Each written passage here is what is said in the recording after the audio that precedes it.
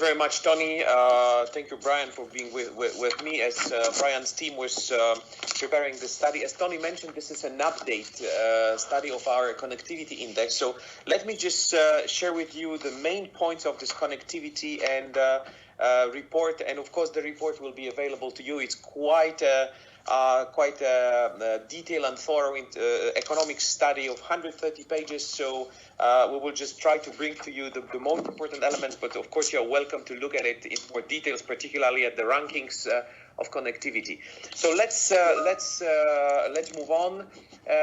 The agenda is to present you the our connectivity report with the COVID-19 disruptive impact on global air connectivity. So we have to talk, unfortunately, again about the crisis we are going through. What is our view on importance of restoring the connectivity for key economic flows, and what we see as government, but also as our role as IATA in this endeavor to restore connectivity. So if we could go further, please.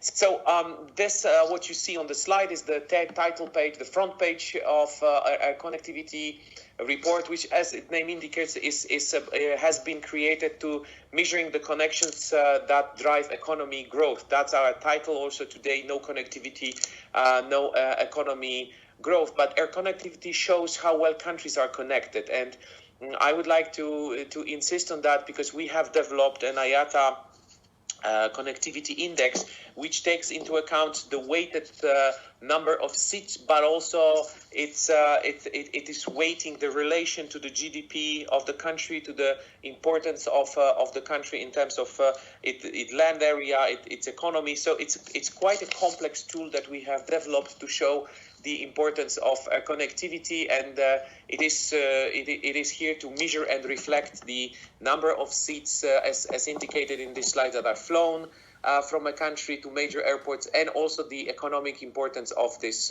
connectivity. So this is what I would like to share with you for a while. If you could go further. And this connectivity measure is having a particular impact today, because it is evaluating how well connected regions, countries, or cities are, as mentioned on this slide. And the larger economies with sizable populations will naturally be connected to a greater number of on destinations offer more available seats compared to smaller countries. Thus, as you see on this slide, the absolute connectivity on the left, which is measured by destination, where the Asia Pacific grew the most. And we have today a quite big imbalance, because we have quite a number of cities in Asia, particularly in China, which remains connected because of huge availability of domestic traffic, but international traffic is down. But when you take the right side, for the GDP, connectivity relative to the country size also matters, and North America and Europe are ahead in terms of boost of in comparison to the economic growth. The connectivity shows in red levels from 2019, and in blue the levels of 2014. So you can appreciate over this 5 years what has happened in connectivity, what our index is showing. Unfortunately, it concerns the past, and the present is a little different. If we could go further. And this slide is actually the present, and I cannot say otherwise that I'm quite psyched to show it to you, because actually the COVID, the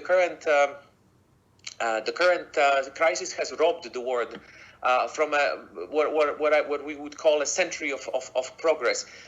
For us in the industry, bringing people together through connectivity is actually the utmost reason why we exist. And if you take just on the left this visual picture, which I think reflects somehow the best without words, the difference between April 2019 and April 2020. That shows you what the COVID has done to the connectivity.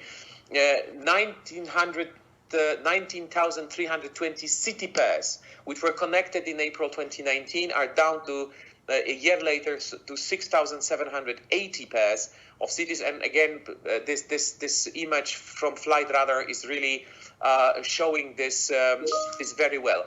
It is important to share with you that this connectivity pairs have been achieved because of a constant decrease of prices of the air services, be it in cargo or be it for passengers, and losing 65% of city pairs will have an impact, as mentioned on the slide, to the convenience of all direct connections, and will have obviously an impact on the GDPs of the countries, which we'll share in a while. This block in the middle, which tells what we're really proud of, and we hope will continue, is that the cost of air transport was really divided by two while we were building the connectivity. So while building and investing in connectivity, our industry was capable of decreasing the cost of travel, which of course had a snowball effect. Then the more people travel, then the more cost efficiency, and then more connectivity. So if we could go further. What is the impact? Because now that we shared, and in our report, this part on the connectivity is very much detailed, so you can really go through this connectivity region by region. But there is a traditional measure of our impact of aviation as employer, and these are the employment which are at risk due to COVID-19. But please look at the figures on the right.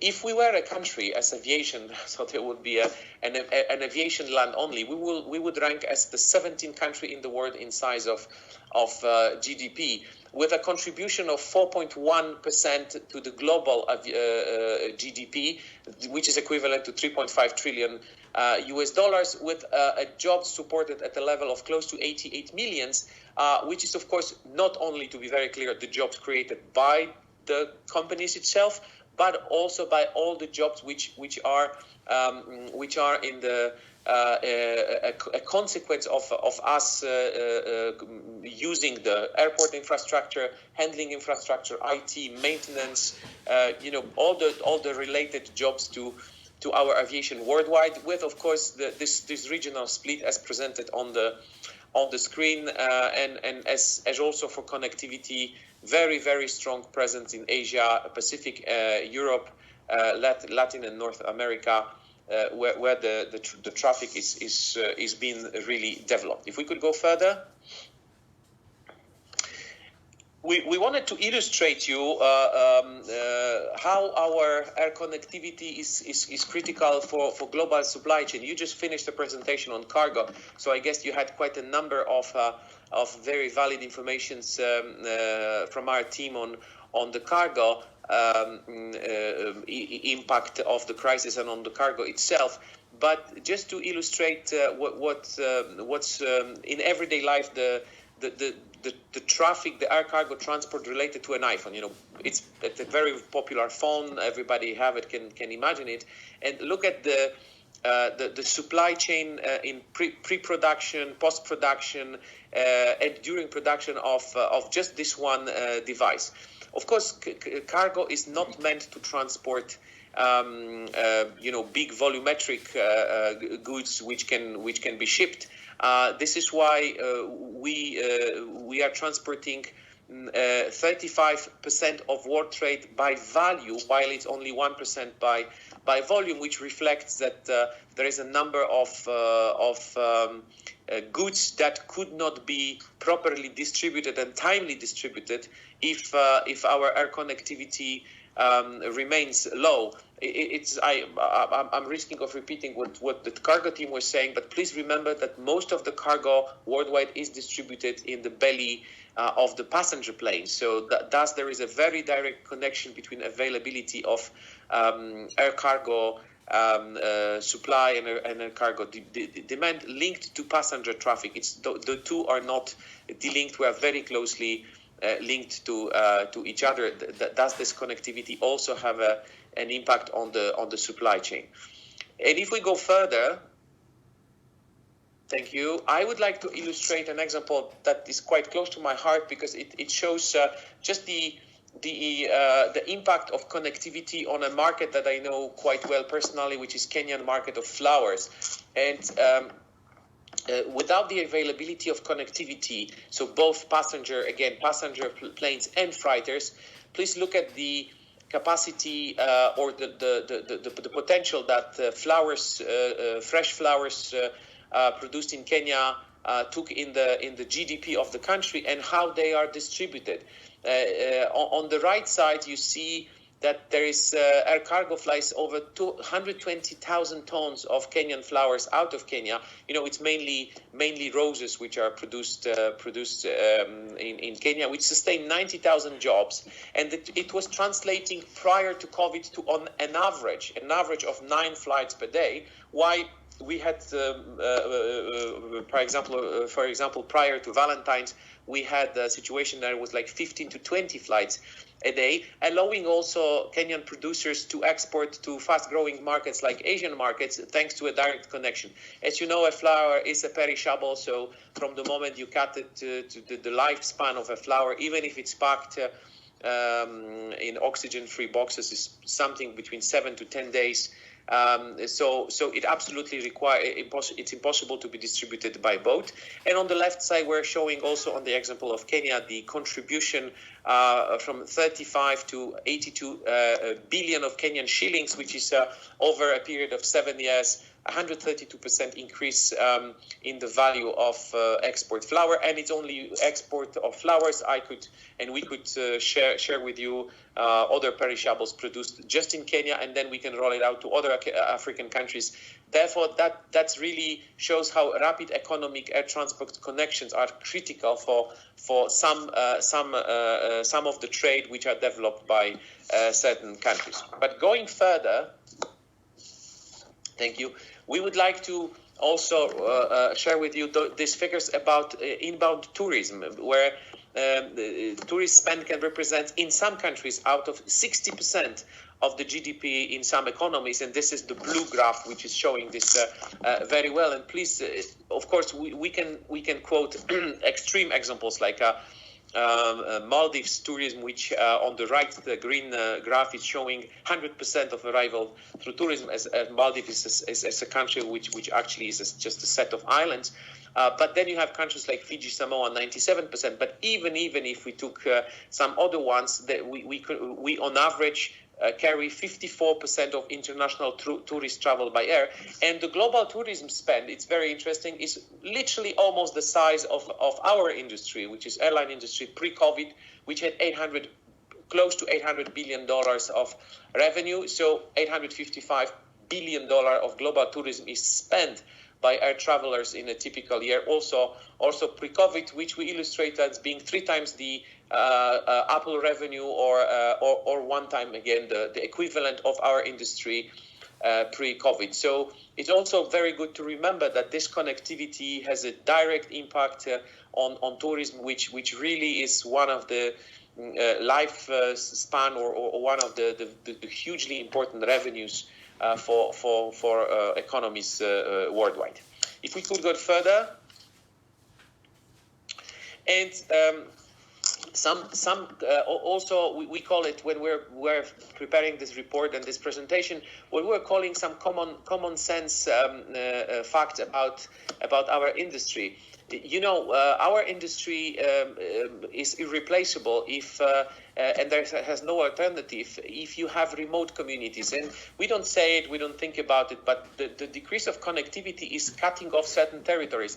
Look at countries like Russia, Canada, Australia, which has hugely vast territories, but there are numerous countries like this where there is no alternative effective ways of reaching remote communities, and that does even concern, like on this slide, for example, some Norway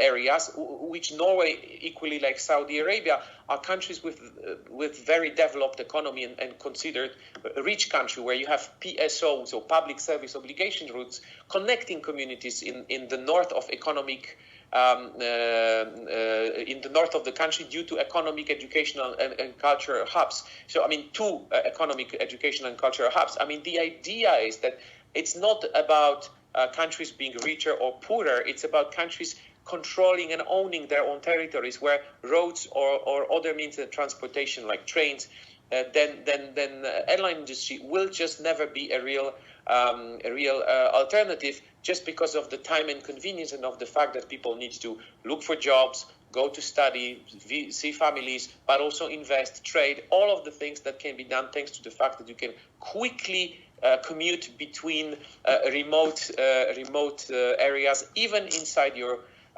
own country. So, as said on this slide, we are a vital lifeline for many remote and peripheral communities. And again, connectivity brings them closer to each other.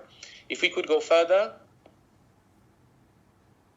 So what are we calling for? And this is going to be my last remark. We are calling governments to of course, find ways to reopen borders and relax quarantine restrictions. The vaccine is, of course, one of the elements, but testing is another one. Focus on stimulating demand and recovery, and continue supporting our airlines. What is important here, and I wouldn't like to end just on a request, but to remind you, why are we asking? Why IATA advocates for this?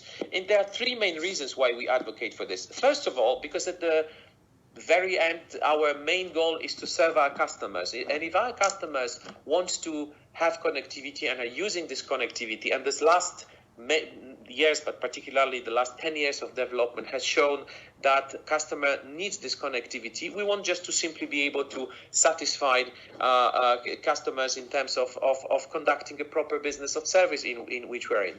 The second thing is that we, as being extremely grateful for obtained support, our business and our business model is to stand on our feet, is not to keep coming back asking for additional support, but being able to lift the restrictions and just operate to make enough money to sustain ourselves, to invest in the fleet, to invest in sustainability, to invest in our development, and lastly but not least, which I shared at the beginning, also to start hiring back.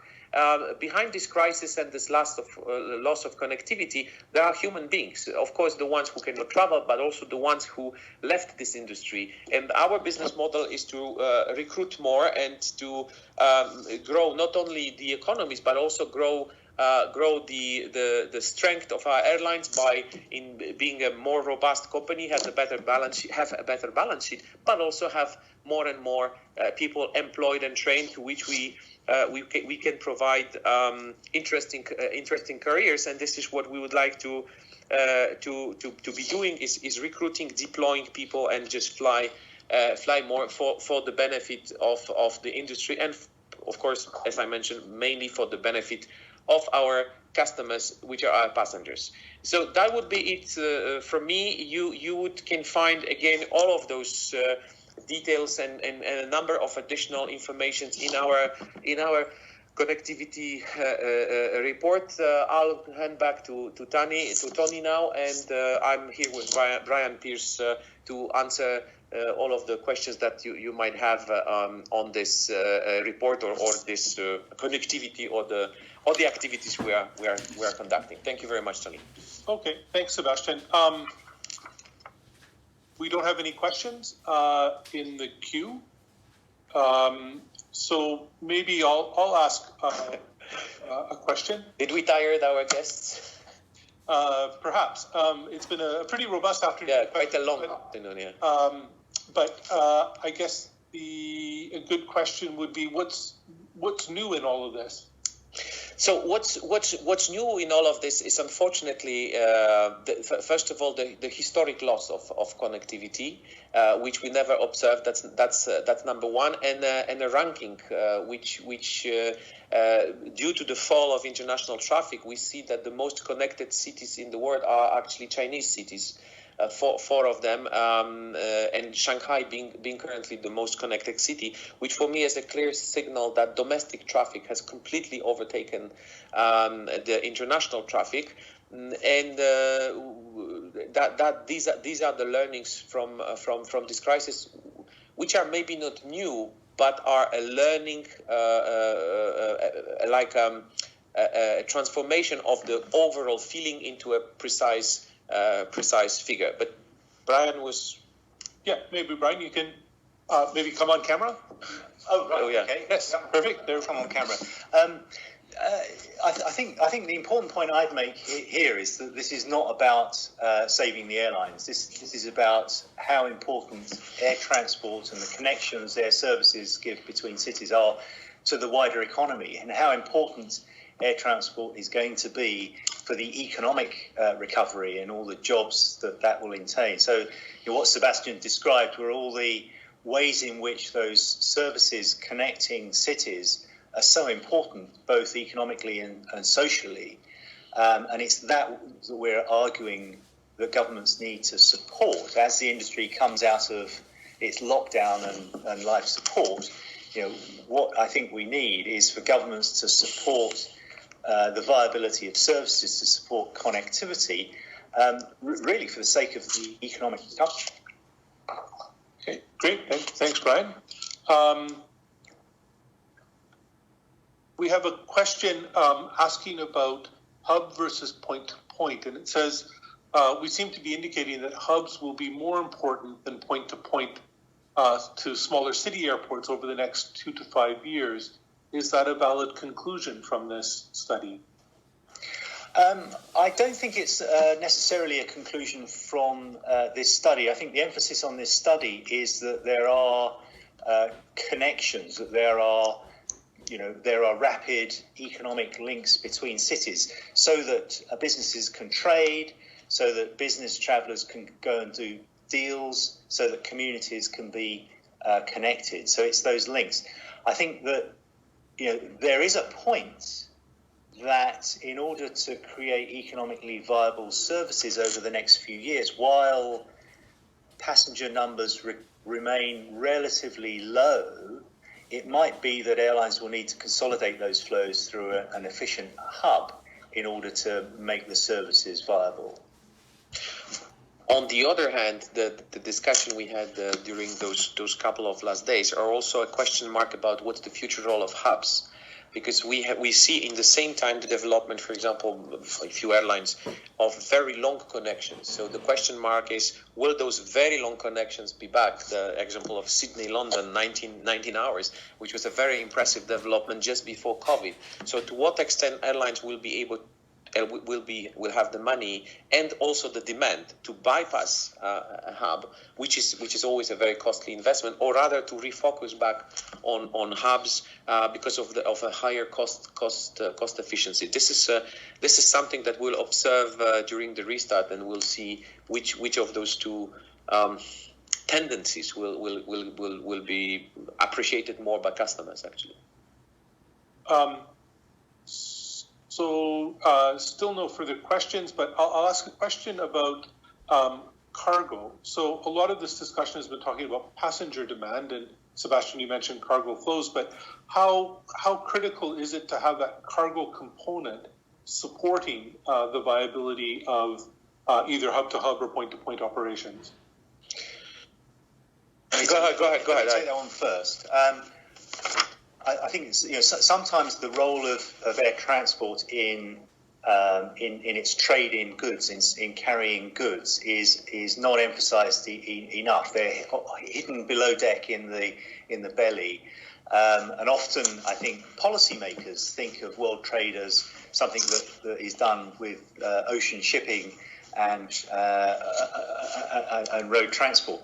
But 1/3, 35% of trade by value goes by air, and it's often those critical components that support the supply chains. The modern economy is now split around the world to take advantage of different markets, and it depends on rapid air transport connections. The electronics industry, the car industry. So air cargo is critical to support those global supply chains. And actually, during the crisis, air cargo has been doubly important for airlines and also keeping services going, because it's been, in some cases, the only source of revenues that have kept that flight possible. So actually, just to have maybe a different perspective from Brian, I have a perspective from just the airlines, if I may say so, the management of an airline, where I have to admit that cargo was for a very long time a completely unappreciated part of our business. Just because we were not focusing on cargo, I always had much more questions about air bridges or viability for food on board than on cargo. So let's be clear on air transport cargo. First of all, when you open a passenger connection, very frequently in the business cases, cargo is the revenue that allows to justify the opening of the connection, because it's an additional revenue which allows the flight just to be profitable. So just taking away the cargo capacity actually would make part of the network unviable. That's number one. But number two, during this crisis, actually, cargo was on the forefront, and that's the very good learning from this crisis, that normally in airlines, we can assume, like in theory, that cargo would be something between 8 to 12% of revenues, while now cargo has reached 20-25% of revenue levels by our own studies. So I hope that cargo will remain now much more visible as a crucial part of our business, which brings a lot of value not only to the airlines but also to the industry. As I was quoting our example, a number of perishable goods or a number of high value goods just could not be shipped, even because of security, of hygiene, and of the necessity of being carried in cold environment. So this light that has been put on cargo is extremely valuable for the airlines and also for us in IATA, as being better understood now as a big contributor to the value of the air transport. What that does depend on, of course, is the passenger fleet, because typically half of air cargo volumes are carried by the passenger fleet. And so one of the big problems with connecting, even if we're talking about supplying supply chains and companies rather than transporting people, is actually getting the passenger fleet back into operation. So the travel restrictions that we face at the moment, the problems that quarantine are causing, are essentially the things that are damaging connectivity. Okay. Not to mention, Brian, Tony, if I could just add in there, since we're talking about cargo and being responsible for the area, one thing that also needs to be considered here is the contribution that aviation has in terms of the maritime traffic. Because if we're not moving these maritimers on the ships around, we've illustrated during this crisis how important that is and the impact it has on even the cargo supply chain on shipping around the world. And to Brian's point, not getting aircraft back up in the air for passenger movement will have a detrimental effect in that area as well. So it's not only just aviation cargo, it's the entire supply chain and movement of cargo globally that aviation impacts. Okay, thanks, Nick. Good point. We have just a couple of last questions. So one is on the assumption that this loss in connectivity is not permanent. How do we see airlines rebuilding their networks? Will they first focus on rebuilding frequency on a limited number of routes, or will they focus on establishing the network and then building frequency afterwards? I would have thought that we'll see connections being established, because I think one of the things that we're going to see over the next year to 2 years is it's mostly going to be leisure and VFR travel. I think business travel will lag for a number of reasons. It's really the business travellers that value the frequency, and if we're going to get a smaller flow of passengers between cities, I suspect that airlines will establish the routes to serve those before they deepen the network with additional frequencies, which are a real benefit to serving the business traveller when they return. And I will risk an even further thesis that it will not be really in the hands of airlines, because the reestablishment of connectivity will be very much dependent on the decisions of governments on reopening routes. Because, of course, the demand will come only when we have lifted quarantines. So if governments are lifting quarantines and allowing people to get in and out without quarantines, the demand will come back, and then airlines will start putting back capacity, probably in a very cautious way because of the financial situation, and then they will ramp up. But of course, we could assume that there will be demand for some of Asian countries, but if they remain closed until June or July, no airlines will plan any flights there unless there is a clear indication of the date when you can re-enter the market. Okay, thank you. We have a couple of questions on capacity. So both referring to when the industry is able to start operating again. The first is, are we expecting the industry to return to a exponential type of growth level, or slow growth, or similar to the previous, so once the industry is recovered to pre-crisis levels? And the second is, in that recovery, will we have the capacity to meet demand, given that we've got large parts of the fleet grounded, we've let go lots of crew, the industry is smaller? Do you think we're going to have a problem sort of staffing and fulfilling the needs? Well, let me ask the first question, and then perhaps Sebastian can I'll take the second one. The second one. Yeah. I mean, I think for the next 3 to 5 years, we are a million miles away, I think, from the sort of exponential growth that the industry experienced, in the 10 years before the crisis. I think it's going to be slow for the industry to recover, not just because we think that the vaccine distribution and the vaccination of people will take time, not just because we think there may be behavioural changes, we think that business travel will be slow to come back, but also because we've just been through, we're still going through the deepest economic crisis since the 30s maybe, and that will cause some permanent scars, which we think will damage incomes, it will damage economies, and will restrict the ability of the industry and air transport to get back to the sort of environment that it was in pre-crisis. So I think we're a number of years away from returning to that sort of growth. So just if I could sort of drill down on that. So you're saying this crisis will change the trajectory of growth as we move forward? Well, it will certainly change the level of it. I mean, we are not expecting to see the trend that we had forecast before the crisis regained.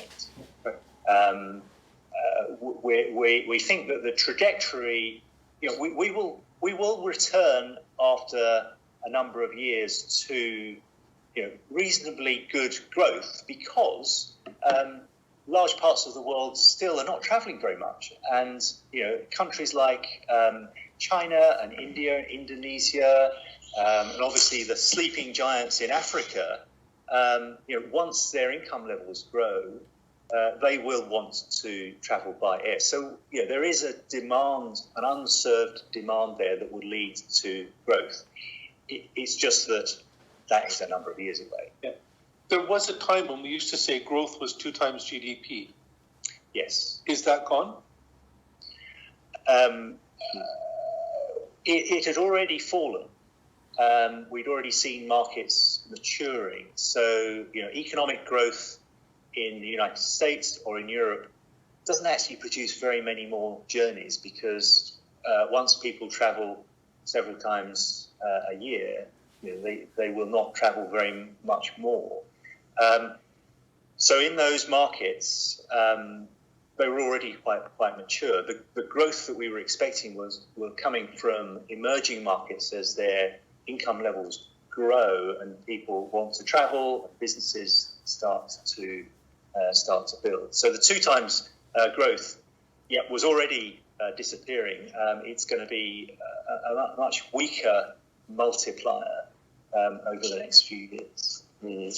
I would add to what Brian is saying, maybe a few more general views. First of all, we don't say in that crisis, because it has been kind of taken away from our radars, that out of almost 8 billion people in the world, we can estimate that maybe 2 billion can afford to travel. So we still have a potential of 5 plus billion people who have no access to air transport because of the development level, because of the cost of infrastructure. Brian mentioned the potential of Africa. One of the key problems in African market, which is 1.3 billion people, is the scarcity of infrastructure and a high cost of this infrastructure. So obviously it limits the access to air transport, and this crisis is actually reversing the trend and deepening the problem.